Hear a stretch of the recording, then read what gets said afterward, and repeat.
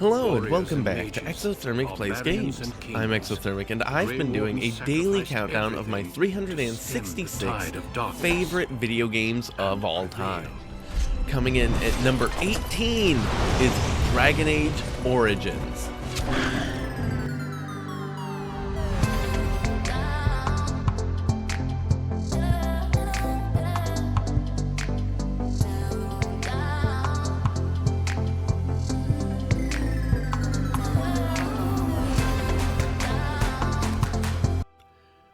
Alright, I've got a mighty big disclaimer at the start of this video, and I'm terribly sorry to disappoint you, but know that there's no way you're as disappointed as I am.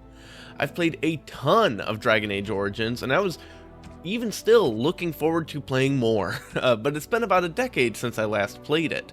When I booted it up on my PC that I got new about a year ago with Windows 11, 13th generation i7 processor, 32GB of RAM, GeForce RTX 4060 Ti, little did I know that this 15-year-old game would be plagued with compatibility issues. The game runs perfectly, short of some very funny looking graphical textures freaking out, while doing the opening sections of the game. But the moment I get to the Grey Warden's camp and beyond, non-stop crashing. Does not stop. Looking into it, this appears to be a real problem for people, and for some people there have been fixes that have worked, but not for everyone, it seems. I'm in the not for everyone camp.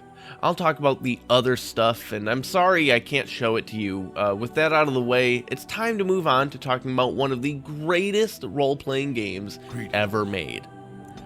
Dragon Age Origins is named such for two reasons.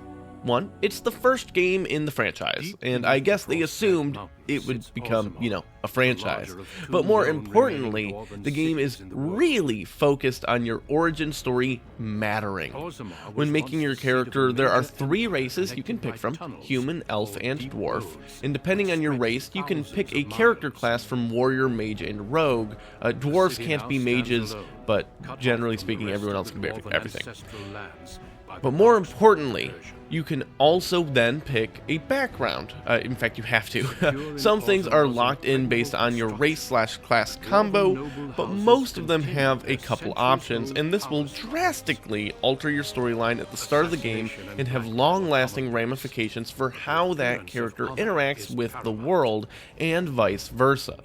What you're seeing here is a dwarf rogue with a noble background. It's important to note that these choices are far from the only ones you'll make that impact your standing in the world. Dragon Age is a world of sword and sorcery with a history of terrible violence and combat. There are demonic forces called Darkspawn, which largely stay to the shadows of deeper parts of the world. While they haven't really been seen other than a handful of stragglers on the surface in a while, it's a daily struggle for the dwarves living beneath the mountains. Historically, other than dwarves, whose entire culture and societal structure is built around continuing the fight against the Darkspawn, the main fighting force that's been trained specifically to kill them is an order of knights that operate outside any singular government called the Grey Wardens. As the Darkspawn have been relatively quiet for a long time, the Grey Warden's numbers have thinned down, but there is a sudden swelling emerging, with a massive army seeming to grow by the day. When there's enough, it usually means there's an archdemon commanding them, and it's referred to as a blight, known for their catastrophic destruction throughout all the land. Depending on the character you created, there's a ton of differences for how these early parts start out. For this one, I'm the second son of the King of the Dwarves, and it's a big day. I'm going to lead an assault on some Darkspawn on the mountain and be newly named a military commander. Dwarves in Dragon Age are deeply cunning folk, with one's honor and placing within a strict caste structure being tantamount to your role in society. The political games of their leadership are brutal, and their laws leave little room for grace. And political games are aplenty. As you walk the city with Gorham, your second, basically a societal structure of having a companion for battle and labor, though he is your best friend, you run into your older brother, Trian. He is the direct heir to the throne, and his second is your younger brother, Balin. There's a lot of branching dialogue options throughout this game, and it's by and large incredible writing, with a lot of humor woven throughout, but also tons of serious, crazy, dramatic stuff. Like, take this interaction with Trian, where he's being a total ass. You can give quippy responses to his abrasive nature, and that leads to this gem of writing. Nothing, Trian. I've been having a great time. The speech you gave to the legless boy about hard work and making something of himself was fantastic. Based on the dialogue you pursue, characters will treat you differently, and there's a lot of information you can glean about the world that might get missed or even influence it more directly. In a later scene, when you're talking to Balin alone, he warns you that Trian is jealous of your popularity and is worried you're after the throne, so he's planning to kill you. By all accounts, the motivation is there, and so is the personality. But when push comes to shove, during your trial, you actually discover Trian himself has been killed, and then you're framed for his murder. Balin has paid off the other people in your party, apart from Gorham, and they act as witnesses that you've slain your brother in cold blood. Despite some allies you have in the government, you are found guilty and are punished by exile into the mountains to eventually perish against the Darkspawn. This is not unique to the dwarves. Dragon Age Origins' entire plot is filled with non-stop backstabbing and intrigue with deep political motivations across many characters and factions. It's excellent, filled with twists and turns, and as you'll find out if you do multiple playthroughs, you can influence much, though not quite all of it. Some things are locked in and have to happen in order for the main story beats to, exist.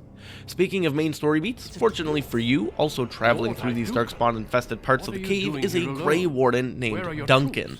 Duncan's awesome.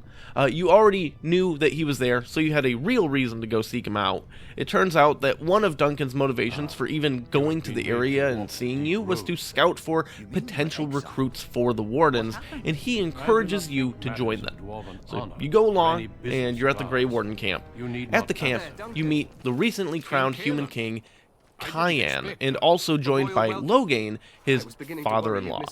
Spoiler alert, the father-in-law of the king is secretly after the throne. Who could have possibly guessed? He's actually a major antagonist throughout the game, but through shrewd machinations, might wind up joining the party later on. Alternatively, with how sprawling the game's narrative is, maybe you just kill him. Back to the matter at hand, many of the fighting forces of Ferelden are joining together to cut off this Darkspawn army before it becomes a full-blown blight. Spoiler, you fail. But you must first perform an initiation ritual.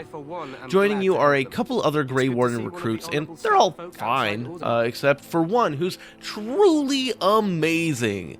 The best character in this game is definitely Alistair, one of the other recruits. He's sassy, he's hilarious, but he also has a very intricate, complex backstory. As his more basic backstory, he's a former paladin, which means he used to hunt mages and kill them, but now has to work alongside them. It's a whole thing. Working back to the political climate of the world, the conflict of religion versus magic is pretty important and a driving factor in a lot of possible story elements. But that's only one of many elements to Alistair's incredible character. Since I can't even show stuff anyways, I'm not looking to spoil all the cool bits, but know that he's great and is definitely a reason to play this game.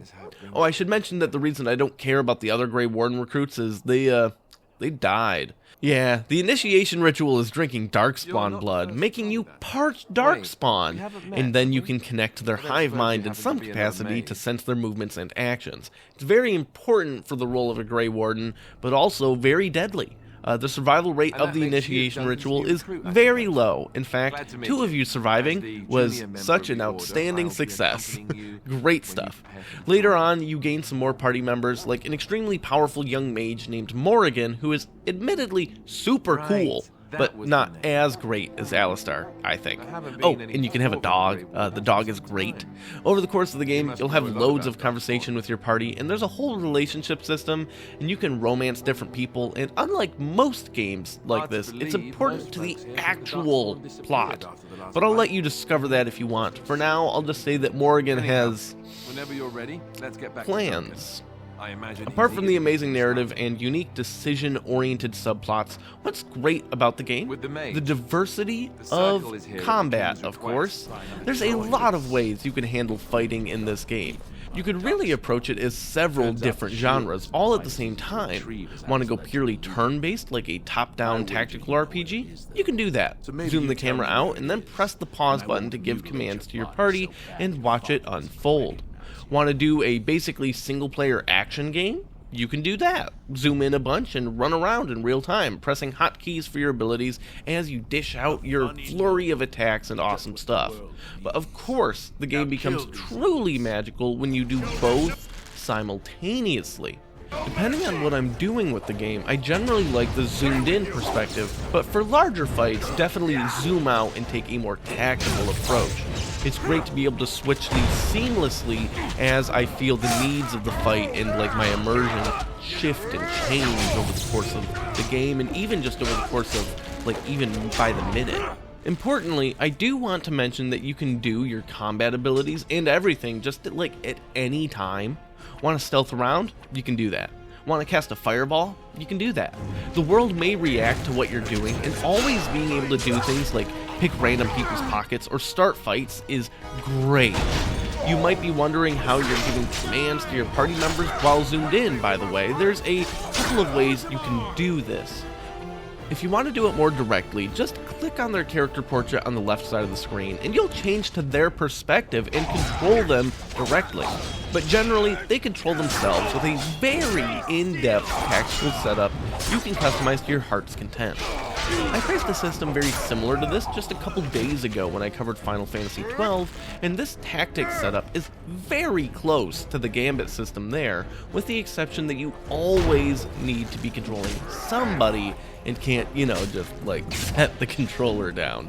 The game does, however, do a lot of the work for setting up these commands for you with preset options you can just select that puts in default priorities and abilities for these tactics based on what kind of role you want that character to play. It's all very intuitive and friendly, but offers what might be the greatest depth of combat of any role-playing game ever made. With every Dragon Age game that's come out after Origins, I've looked at the combat, seen they've moved further and further away from the tactical components, or having even just every character be controllable, and combat-wise, there isn't really a singular protagonist in this game. It's great, but not in the others, and every time I've thought to myself, this isn't the Dragon Age I love. Clearly, BioWare disagrees, but it's an ongoing, massive disappointment, despite what seems like otherwise very good stories. Dragon Age Origins is a game rooted in total player control regarding your character's background, actions, motivations, and the world around you, even down to, changing who you even view as your character. The richness of combat is as unparalleled as its world building and memorable characters. The game has a unique, unmatched quality where it feels like everything I say or do could be the domino that starts off a massive chain reaction, radically changing the course of the rest of my journey. But you can join me tomorrow as I talk about my 17th favorite game, where I actually think this video game may be the greatest comic book story ever written.